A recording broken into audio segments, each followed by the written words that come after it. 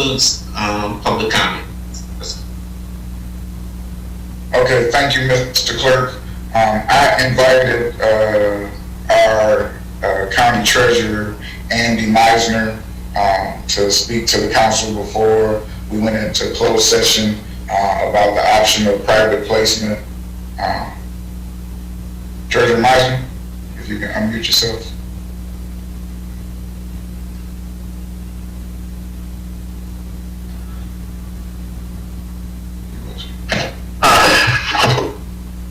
Let's see here. Forgive me, Mr. President. I'm was shuttling some kids around, but did I hear you have a question about the private placement? Is that what that was? Yes, private placement and how much time it would take to do that. One of the things that the city entered into a LOI with the Stevens family to purchase their property. And so I just wanted to talk all about the options, because one of the things that we have to deal with is a deadline coming up. So. Yeah, well, thank you for that. I'm sorry for the delay. But, I'd really like to, again, congratulate the council and the mayor on, working together to deal with the crisis and taking some really important steps that I think all the people of Pontiac should be really encouraged by. But of course, the job is not done, and there are a few different ways to do it. I haven't heard a ton of the details, but it sounds like there's a very good option on the table that gets the money that would be needed. So I want to commend the effort that went into putting that together. And then of course, with any kind of a financing, you always have a number of options. And I'll be brief, but a couple of them that we've utilized at the county. And I defer to bond counsel, who obviously has got the expertise in this area, but just as a fellow issuer, is the issuance of bonds, or something that we did at the county some years ago when we were refinancing some retiree healthcare debt, which was a private placement, which is similar in process to the issuance of bonds, except at the end, instead of selling the bonds, you place them with a single party. And then work out like interest and that sort of thing. And we ended up doing that with Bank of America, Merrill Lynch. One of the reasons why folks sometimes favor that method is the timing, and that while time, of course, is of the essence, and was, I think, when we talked, a few weeks back. And again, I would have to defer to the bond counsel on the specific timing, but I do know that. Much of the work is already done in preparing the documents from kind of a previous iteration. And I know that I personally have reached out to a couple of bank presidents who are very sympathetic to Pontiac and very invested in its overcoming this challenge. And I think that would be very open. But there is an option on the table, it sounds like. And I want to again, applaud the effort that went into that. And just to point out that there are a number of different ways to achieve the outcome of, it sounds like, coming up with the money that would be necessary to buy the Stevens out and to get out from underneath the settlement agreement, without having that burden shifted. Okay, thank you, Treasurer Meisner. I just want to open it up for questions from one of my colleagues. Thank you.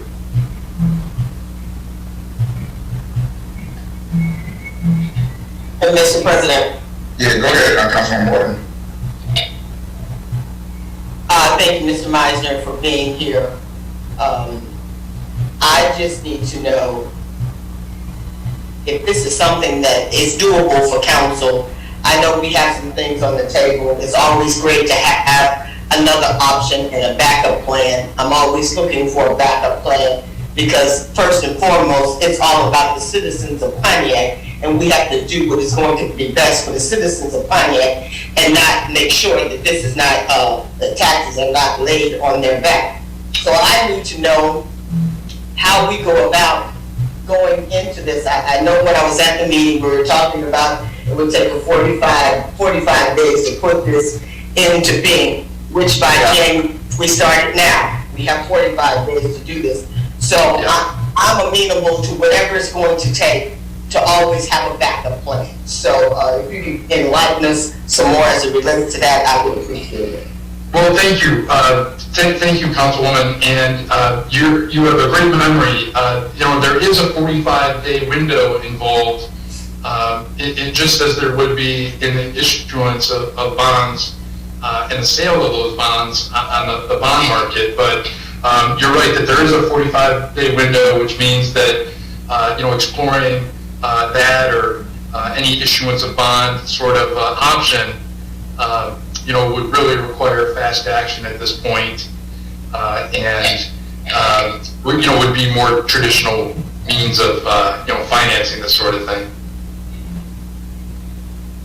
I guess I would state if we have to go for a certain amount, we should be trying to go for the whole amount. So that's just my take on this. I don't know what my other colleagues might want to say, but I just think there needs to be a little bit more exploration as it relates to this matter. So we can get this off of the backs of us and move forward for the citizens of Pontiac. And thank you again for being here, sir. Well, thank you. And Mr. President, if I may just quickly comment that the councilwoman makes a great point about the interest, and the interest rates are at a historic low. I haven't seen a lot of the specifics. Like I said, I know that there's a good option that's on the table. I'm not sure what interest rate is involved with that proposal. And so it would be interesting to know that, to get like an apples to apples comparison for what you would pay.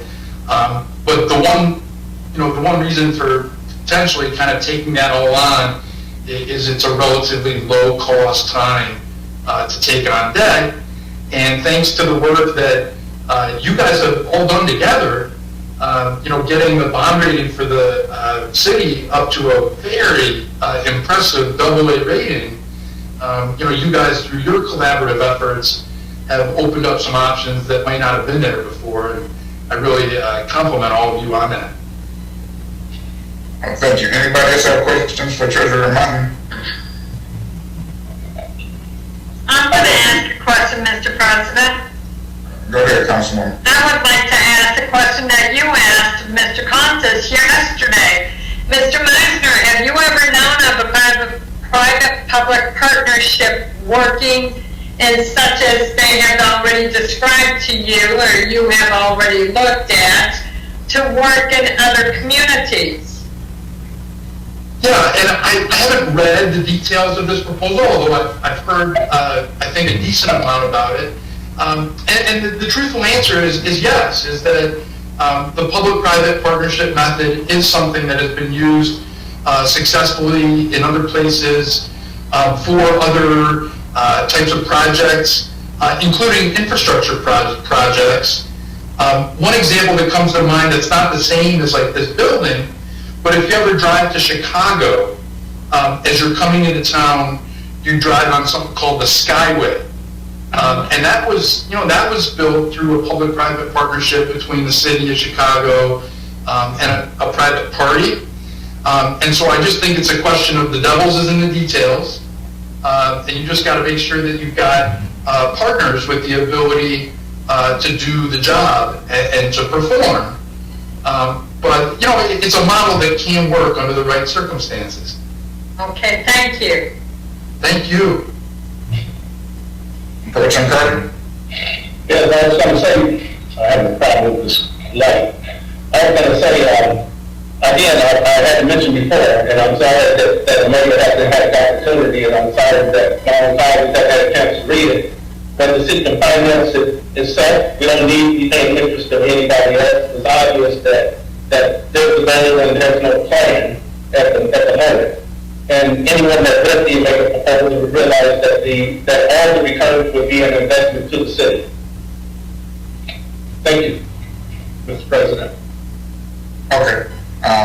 Anybody else have a question for Treasurer Meisner?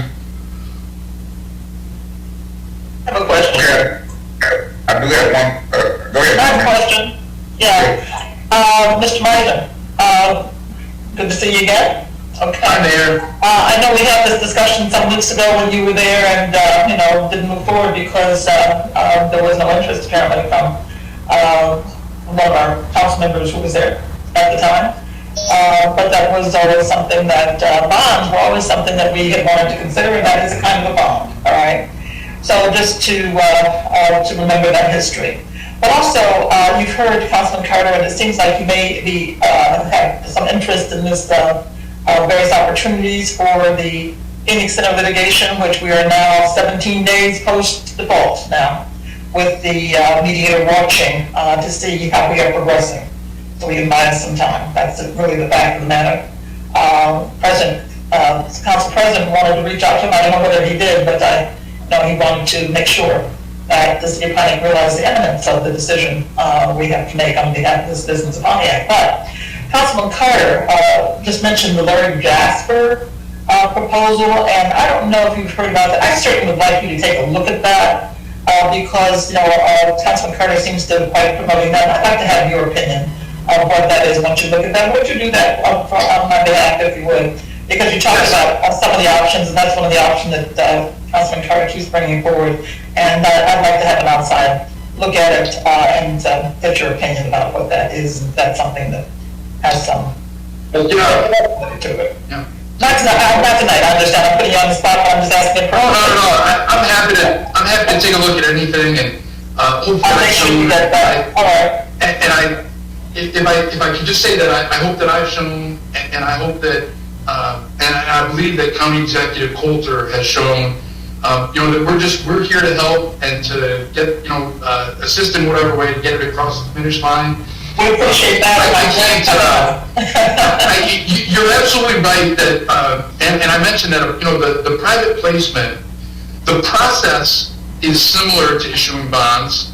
And as I said, the only real difference is kind of what you do with them after you get them prepped. Is, instead of going out to the bond market and maybe getting like a bond rating and going through that whole rigmarole, instead, you go through a process to select a private partner who will take on the debt. And, at the meeting, I don't think that I can characterize, people at that meeting's feelings on the subject. I would just leave them to do that, and I'm sure to share whatever thoughts they've got. The concept was only introduced in the spirit of brainstorming, and I think it was Councilwoman Waterman who said, just the notion of having options. But let me be clear, what I've heard so far, and like I said, I have not heard details. I don't know what interest rate is involved, but I do think that this item before the council was put together very creatively, and it seems like it gets where you want to go. Yeah, I think that they answered my question. Thank you very much, Mr. Meisner. But also, we have talked to bond counsel about private placement. We do have our bond counsel for the city, and we have explored this. And at that point, he said it would take about 6 to 7 weeks at that meeting we attended. So we do have that information. But thank you, though, and I will send that other information to you. Appreciate that. Please. Okay, and thank you. We have some other questions from the council.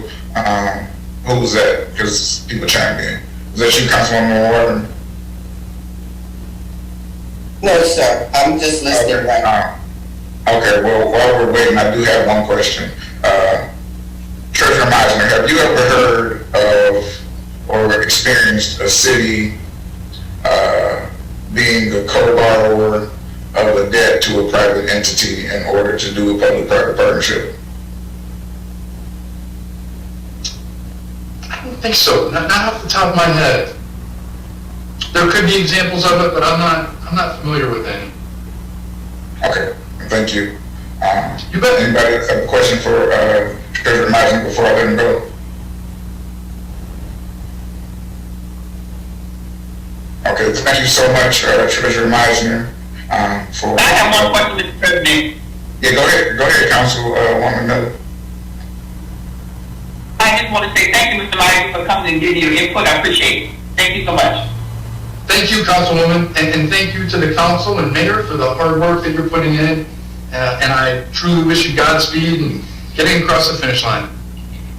Thank you. Thank you so much, Council President. Mr. President, Go ahead, Council, Pro Tem Carter. Just want to make it brief. I appreciate the comments that Mr. Meisner made. I don't know that I'm blanked up. It's still blanking out. We try again. I keep blanking out. Anyway, I appreciate the comments that Mr. Meisner made, and I'm just thinking the comments, is this within the attorney-client privilege, or is this something that should be made public? And the issue that the mayor just brought up, I'm pretty sure she has documentation to substantiate, but the documents that I looked at, I did sign a confidentiality agreement just to go through and read it. At least I read that there is a plan and a process. Right now, I don't see a plan. Thank you, Mr. President. Yeah, all right, thank you. And thank you, Treasurer Meisner, again. Full disclosure to the council and to the mayor and everybody else, after our meeting yesterday, I did reach out to Mr. Lipscomb, he is the bond attorney for the city, asking him to have a resolution for the council for us to look at a private placement of debt. As of today, I haven't heard from Mr. Lipscomb at all. But if we started this week or next week, we will be able to beat that window for the timeline. So I just wanted the public to know that I've looked at those options, and according to the information I was given, that could definitely happen in the timeline available to meet that January 4th or that February 4th deadline. So I just wanted to say that before we went into closed session, and I was bound not to be able to talk about anything. Mr. President, I have a question. Yep. Do we still know that IDS and ARC are interested in doing the work? Mary, Or who do you have lined up to do the work if we do the bonds? hold on. The bonds that I'm asking for is not to repair the Phoenix centers. There will be bonds to satisfy the money that we needed for the global settlement to go with it. And the hope will be that we could work out comparable details with the people who are interested in buying the Phoenix Center and the towers without putting the taxpayers at debt or deficit, and also rushing into a deal that doesn't have all the I's and T's dotted. Because right now, we've been given two separate packages that have changed dramatically within 24 hours. Much of that is good, but it still doesn't get to the place that I would need to be comfortable with spending $7 million or pledging $7 million of taxpayer money. Regardless of what we do today, we've already pledged $7 million of our taxpayer money that they have with the Stevens. And so if we don't do the global settlement with them or complete that, then we lose that $7 million. So what I was trying to do was to make sure that even if the deal with this new entity doesn't come to fruition, we have the money to pay and close with the Stevens regardless of an entity or not. And that will give the council more options going forward. I'm not saying that I'm against the deal that's on the table. What I'm saying is there's not clarity, there's not definition, and getting something at 2 o'clock that continues to change by 5 o'clock is not the way that I would want to operate using multi-million dollars and a 100-year commitment.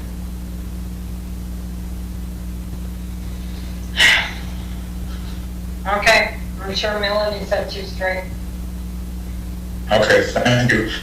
So now I'm going to turn it over to Attorney Chubb for the reason we're going into a closed session. Council President, did you miss the MIDC that was supposed to be before, or no? Oh, yeah, thank you for having me, Attorney Chubb. Just suspend the rules and vote on that. Is there a motion to suspend the rules? Move. Item number 7. Move. Support. Support.